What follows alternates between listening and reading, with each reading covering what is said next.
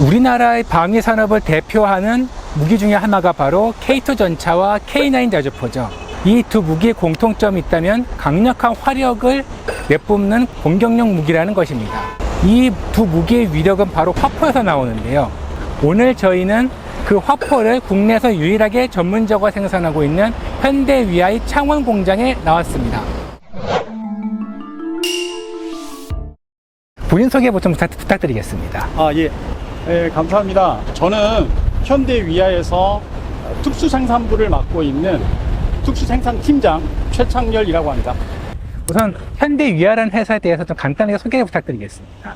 예, 현대위아는 이곳 창원에 1976년도에 방위사업업체로 최초로 지금 회사가 창립이 되었고요. 그때 당시에는 박격포라든지 육상 무기체계, 화포들을 국산화하겠다는 일념하에 본격적으로 회사가 창립됐었고, 80년대 넘어가면서 자동차 모듈부터 부품, 순차적으로 엔진까지 확대 생산하는 전문 메이커로서, 전문 기계 메이커로서 사실은 회사가 발전시켜 왔었습니다. 기존에 했던 방위 사업에서는 K9과 K2 기종을 주력으로 해서 함포 그리고 한국 랜딩기어 사업까지 꾸준하게 진출했고요. 현재는 친환경차에 대한 모듈들과 그리고 열관리 시스템을 포함해서 향후의 모빌리티의 솔루션까지 포괄하고 있는 종합 기계 솔루션 업체로 거듭나고 있습니다. 현대위아가 방위산업 분야에서 생산하고 있는 제품은 어떤 게 있나요? 간단하게 조금 전에 설명드렸다시피 현재 K방산의 가장 대표적인 무기, 육상 무기의 K9 자주포와 K2 전차입니다. 거기에 들어가는 화포 조립체, 대구경 화포를 전문적으로 생산을 하고 있고요. 이 기술과 연계되어 있는 해상 무기, 함포, 그리고 항공기의 랜딩 기어까지 포함해서 육군 무기, 해군 무기, 그 다음에 공군의 무기 체계의 핵심 부품들을 전반적으로 이 공장에서 생산을 하고 있습니다. 그러면 이제 현대위아 창원 공장에서 생산하는 주요 방산 제품을 직접 보러 가실까요?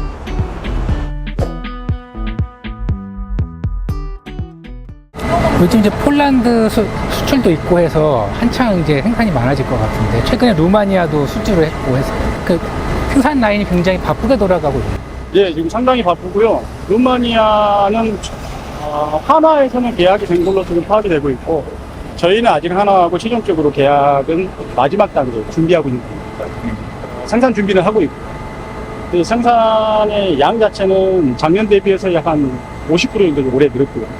내년도 그 정도 양을 포일 생산을 더 증가시키는 계획으로 지금 계획을 수립하고 있습니다. 오늘 여기서는 이제 한국 육군과 해병대에서 주로 사용하는 K2 전차와 K9 자주포 등에 탑재되는 그러한 화포들이 어떻게 만들어지는지를 한번 살펴보게 됩니다. 그러면 오늘 저희가 보게 될 공정 중에서 좀 눈여겨봐야 될 게 무엇인지 좀 말씀해 주실 수 있을까요? 두 가지 부분으로 좀 나눠드리겠습니다. 포열 가공 같은 경우는 국내 유일의 가공 공장이기 때문에 이거는 먼저 또 보셔야 될 거고요.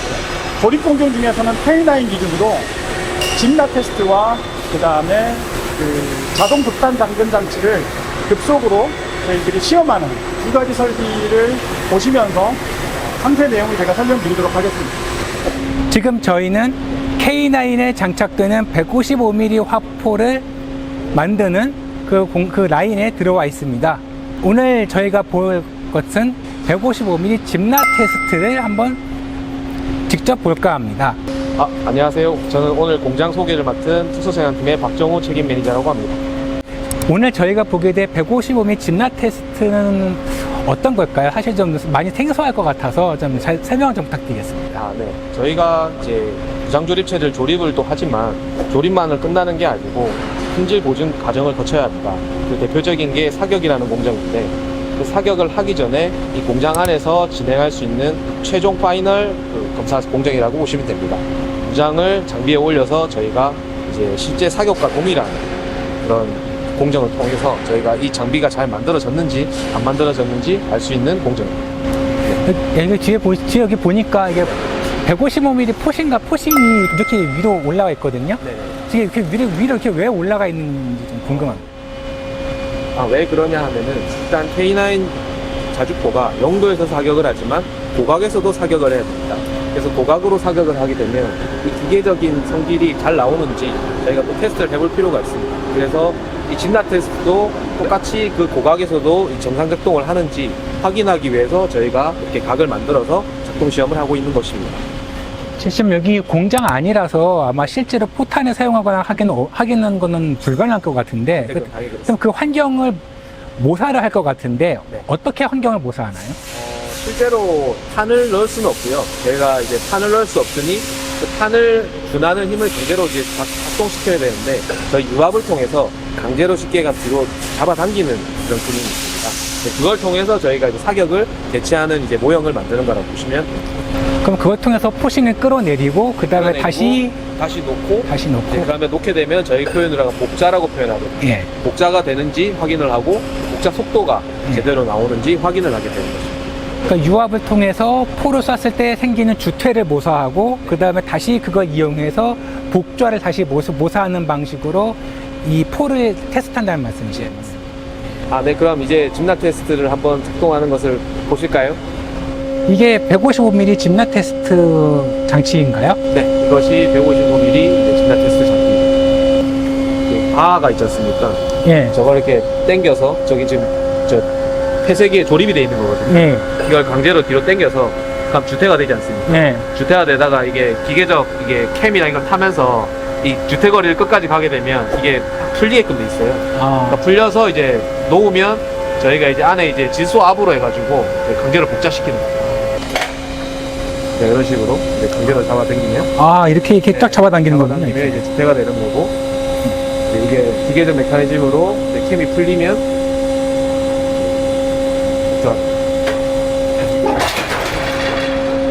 복자가 되고 방금 봤던 이제 복자 속도를 측정을 하고 이제 복자가 됐는지 안 됐는지 이제 눈으로 확인도 할 수 있고 사실은 복자 속도가 제일 중요하거든요.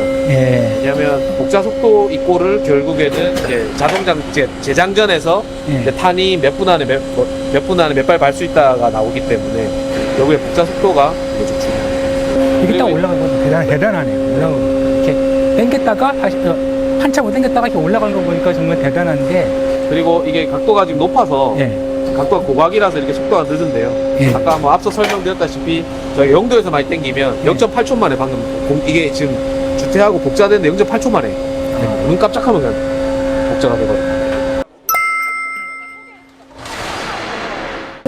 그러니까 이게 지금 하고 있는 게 실제 탄을 장전해서 발사하고 다시 복조하는 그거가 똑같은 건가요?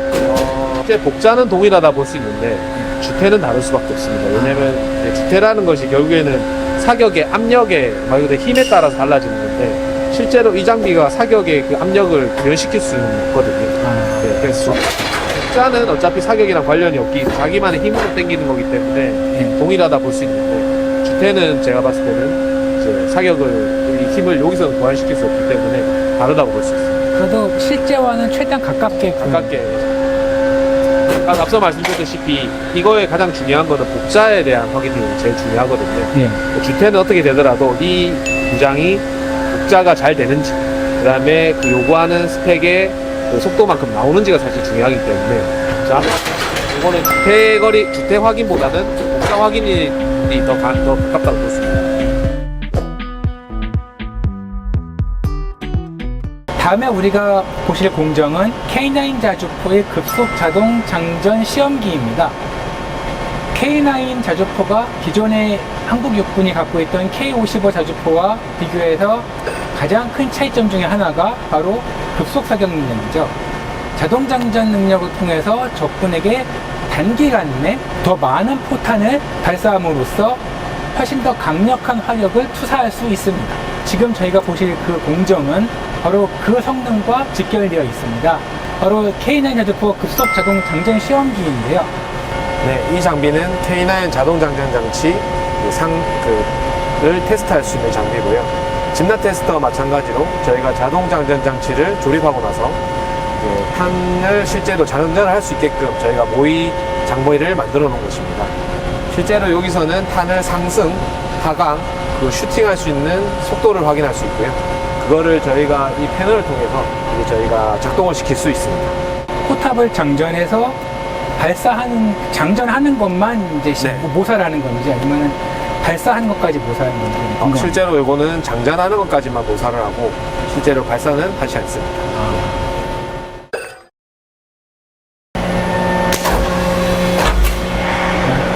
일단 이렇게 이게 정면향식이 올라가고 그래서 이거 상승 하강 속도도 중요하거든요.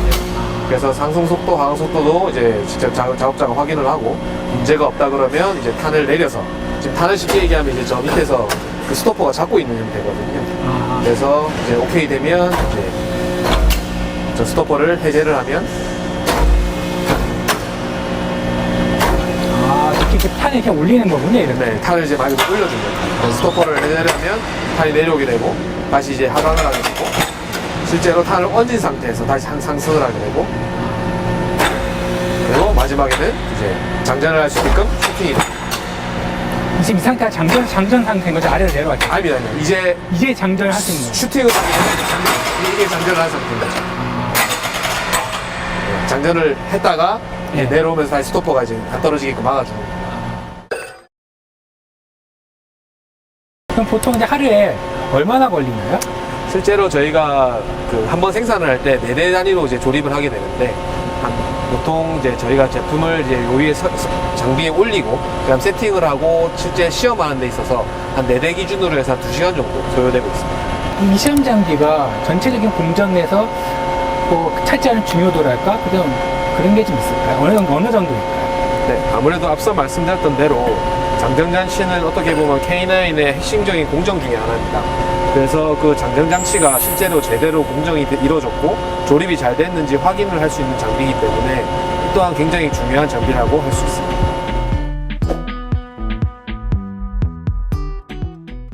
이번에 저희가 볼 공정은 포신 라이플링 공정입니다. 사실 용어만 놓고 보면은 이게 어떤 건지 잘 와닿지가 않거든요. 라이플링이라는 말도 잘 이해가 가지 않는 부분도 있고. 지금 K9 4를 보셔서 알겠지만 K9은 내경에 보면 강선이라는 게 그 형상이 있습니다. 그 형상을 만들려면 저희가 일반적인 그 기계에서는 가공하기 어렵고 뒤에 보이시는 이제 라이플링 기계라는 곳에서 그 가공을 할 수가 있습니다. 이 공정은 저희가 여러 개의 이제 라이플링 커터를 집어넣어서 그 라이플링 형상을 만드는 기계라고 간단하게 설명드릴 수 있습니다. 라이플링의 개념에 대해서 좀 간단하게 설명을 해주세요. 실제로 저희가 라이플링이라 하면 저희가 흔히 가게에서 사 먹을 수 있는 스크류바가 있지 않습니까? 스크류바 형상이 저희가 그 형상을 만들어주는 형상인데 그게 탄을 강제로 회전을 시켜주는 겁니다. 그 탄을 강제로 회전을 시켜줌으로써 사거리를 늘려주고 그 다음에 조금 더 탄이 강하게 날아갈 수 있게끔 할 수 있는 그런 기능이 있습니다. 지금 저희 뒤편에 보이는 요 포신이 있는데 요거는 어디에 쓰이는 건가요? 지금 요거는 저희가 K9에 사용될 이제 155mm 포일이라고 할 수 있습니다. 그리고 라이플링 공정에 있어서 뭐 설비도 당연히 중요하지만 저희가 쓰고 있는 공구가 특별히 중요합니다. 왜냐하면 앞서 말씀드렸던 대로 저희 저 형상을 만들기 위해서는 그 라이플링 전용 커터가 있는데 그 커터가 한 개로 이루어진 게 아닙니다. 왜냐하면 한 번에 많은 힘을 가해서 저 형상을 만들려고 그러면 설비에도 부담이 많이 가고 제품의 품질을 저하시킬 수도 있습니다. 그래서 저희가 기종마다 좀 차이는 있지만 보통 50개에서 60개 정도의 커터를 이용해서 저 라이플링 형상을 제조하고 있습니다. 이게 그 커터인가요? 네, 이것이 바로 라이플링 커터이고 지금 커터별로 지금 보도를 보실 수 있지 않습니까? 예. 지금 그냥 육안으로 봤을 때는 다 똑같이 생긴 커터처럼 보이지만 이게 보도가 커지면 커질수록 이 실제 커터 사이즈가 커집니다. 그래서 이제 1번부터 총 이제 59번까지의 커터를 이제 점차적으로 키워나가면서 그 형상을 만들어가는 것입니다. 만약에 59번 커터를 바로 형상을 만들기 위해서 제품에다가 적용을 시켜버리면 이제 설비나 제품에도 부하가 너무 많이 걸리기 때문에 품질이 저하될 수도 있습니다. 그러니까 처음에는 조금 작은 커터를 시작해서 네 맞습니다. 자기 시작해서 천천히 하면서 천천히 이제 조금씩 늘려나가는. 늘려가는 간단하게 생각하면 그렇습니다. 그럼 이거는 사용해서 이제 넣고 회전을 네, 시키는 거예요. 네, 이제 가공물하고 이제 설비에 있는 이제 바가 회전을 하면서 이제 깎아 나가는 거죠. 아, 이렇게 네. 깎아 나간다는 게 이렇게 깎아 나가는 네, 이렇게 깎아 나가면 회전을 하면서 이렇게 깎아 회전하면서 나가요. 아, 그럼 우리가 흔히 총이나 포어사 안에 보면 이렇게 강선이 파여져 있는데 네. 혹시 그거 네, 그 형상을 만드는 이제 커터라고 보시면 아, 그 형상을 이렇게 만드는 거예요? 네네네, 맞습니다. 저희 뒤에 있는 이 포신들은 지금까지 저희가 봐왔던 그 공정들을 거쳐서 완성된 포입니다. 이렇게 만들어진 포는 이제 체계종합업체, 그러니까 K2 전차 체계종합업체인 현대로템이나 K9 자주포의 제작사인 하나 에어로스페이스 등으로 넘어가서 최종 조립을 거치게 됩니다. 그렇게 되면 우리가 흔히 아는 모습을 갖춘 K2 전차와 K9 자주포가 완성이 되는 거죠. 이 포시 이렇게 만들어진 제품들이 이제 K방산에 어떠한 영향이나 아니면 역할을 할 수 있는지 좀 그게 좀 궁금합니다. 저희 회사가 약 방산 사업을 한 지가 30년이 넘는 걸로 제가 알고 있습니다. 최근에 수출에 가장 큰 힘을 보태고 있는 K9 무장조립체나 K2 전차 등을 통해서 이미 저희 K방산은 이미 전 세계적으로 유명해졌고 거기에 저희 현대위아도 또 한 몫을 하고 있지 않나 저는 개인적으로 생각을 합니다. 그리고 여기에 안주하지 않고 저희가 최근에 이제 신사업인 RCWS나 저희가 차량 탑재형 81mm 박격포나 105mm 등을 계속 개발을 통해서 국내 저희 방산 력에도 많이 기여를 하고 앞으로 나아가서는 많은 수출을 통해서 우리나라를 좀 알릴 수 있는 그런 좀 회사가 될 수 있게끔 하는 게 저희 역할이지 않을까 싶습니다. 네. 다음에 또 방문해 주세요. 우리는 흔히 최신 유행이나 최신 트렌드를 추구하는 것에 익숙해져 있습니다. 하지만 세월이 흘러도 그 힘을 잃지 않는 것들이 있습니다. 군사 분야에서도 마찬가지입니다. 하늘을 날아다니는 미사일, 지상에서 날아가는 레이저, 그 다음에 마이크로 파무기 이런 것들이 많이 있지만 전장에서 그 환경의 변화에 관계없이 제자리를 지키고 있는 것이 바로 이 대포입니다.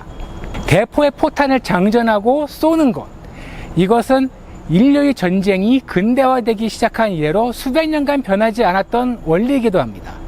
그만큼 클래식하고 그만큼 효과가 확실하기 때문에 지금까지 전장에서 계속 쓰일 수가 있는 거죠. 현대위아가 맡고 있는 게 바로 그 부분입니다.